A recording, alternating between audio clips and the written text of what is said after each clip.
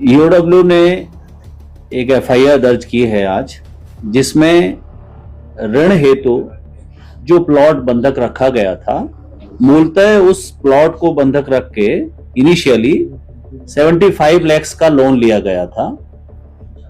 वो 75 लाख का लोन 2008 में लिया गया था। 2008 में लिया गया था। उस लोन को बिना चुकाए उस प्लॉट पर फ्लैट्स बनाकर बेच दिए गए और आज दिनांक तक वो लोन 4 करोड़ 20 लाख रुपया आउटस्टैंडिंग है। बैंक का अमाउंट, बैंक को लोन का रीपेमेंट भी नहीं किया गया और बैंक से बिना एनओसी लिए, बिना बंधक छुड़ाए उसी प्लॉट पर फ्लैट्स बनाकर बेच दिए गए। एक प्रकार से दो तरह से धोखाधड़ी की गई। बैंक के साथ भी बैंक फ्रॉड या उस अमाउंट का रीपेमेंट ना करके चीटिंग की है। दूसरा, फ्लैट धारकों को जो फ्लैट्स दे दिए गए, वास्तव में वो भूमि बैंक की बंधक थी। वो उसका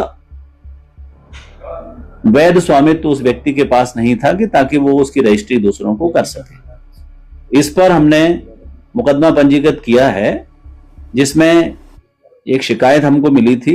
शिकायत के जांच उपरांत आरोपी मुर्तजा मलिक सन ऑफ स्वर्गीय श्री सिराजुद्दीन मलिक और मुर्तजा की माताजी श्रीमती सलमा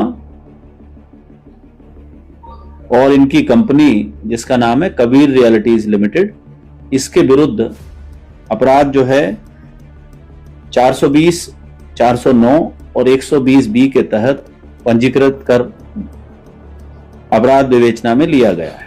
मामला यह है कि आईसीआईसीआई होम फाइनेंस कंपनी में इन्होंने एक भूखंड किराए पर रखा था।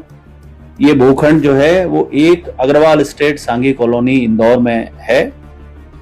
इस भूखंड पर 2008 में, जैसा कि मैंने बताया, 75 लाख रुपए का लोन लिया था।